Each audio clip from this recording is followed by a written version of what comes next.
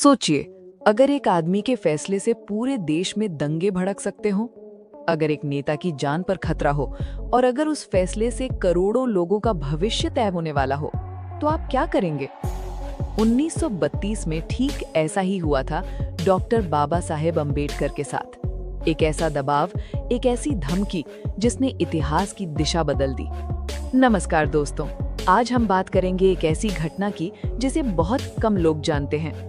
हम सभी जानते हैं कि B.R. अम्बेडकर ने दलितों और पिछड़े वर्गों के अधिकारों के लिए पूरी जिंदगी संघर्ष किया, लेकिन 1932 में एक ऐसा समय आया जब उन पर इतना दबाव और खतरा था कि उनका एक फैसला पूरे देश की राजनीति और समाज को बदल सकता था। ये कहानी है पूना पैक्ट की और उस डर और धमकी की जिसका सामना बाबा साहेब ने किया। 1930 के दशक में भारत आजादी की लड़ाई लड़ रहा था, लेकिन उस समय समाज में जाति के आधार पर भारी भेदभाव था।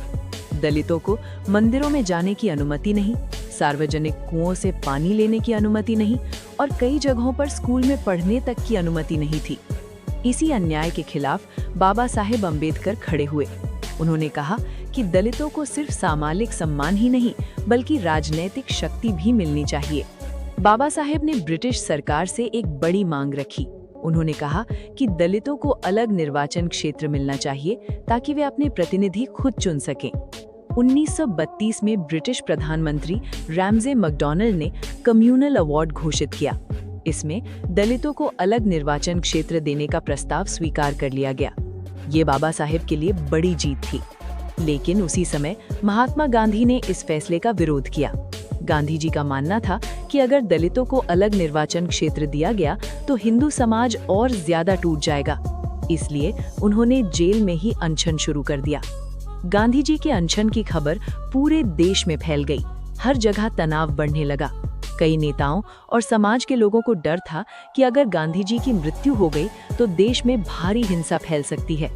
और इस स्थिति में सबकी नजरें सिर्फ एक व्यक्ति पर थीं, डॉक्टर बाबा साहेब अम्बेडकर।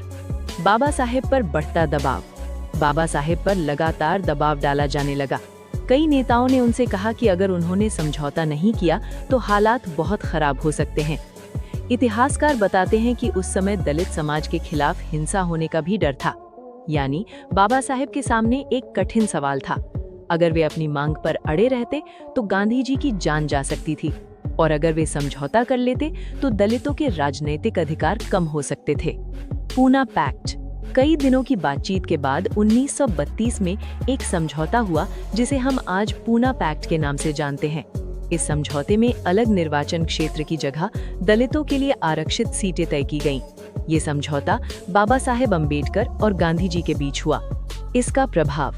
पूना पैक्ट के बाद दलितों को विधानसभाओं में आरक्षित सीटें मिली, लेकिन बाबा साहेब ने बाद में कहा कि ये फैसला उन्होंने भारी दबाव में लिया था। फिर भी उन्होंने दलितों के अधिकारों की लड़ाई जारी रखी। आगे चलकर बाबा साहेब अम्बेडकर ने भारत का संविधान बनाने में बड़ी भूमिका निभाई। समानता और न्याय के सिद्धांतों को संविधान में शामिल किया और इसी वजह से आज उन्हें भारतीय संविधान का निर्माता कहा जाता है। दोस्तों, इतिहास हमें सिर्फ घटनाएं नहीं बताता, वो हमें ये भी सिखाता है कि कभी-कभी नेताओं को ऐसे फैसले लेने पड़ते हैं जो बेहद कठिन होते हैं। 1932 की ये घटना हमें दिखाती है कि बाबा साहेब अम्बेडकर सिर्फ एक महान नेता ही नहीं बल्कि एक जिम्मेदार और दूरदर्शी व्यक्ति भी थे। अगर आपको ये कहानी पसंद आई हो तो वीडियो को लाइक जरूर करें, और अगर आप इतिहास की ऐसी ही कम जानी और दिलचस्प कहानियां सुनना चाहते हैं तो चैनल को सब्सक्राइब करना मत भूलिए। धन्यवाद।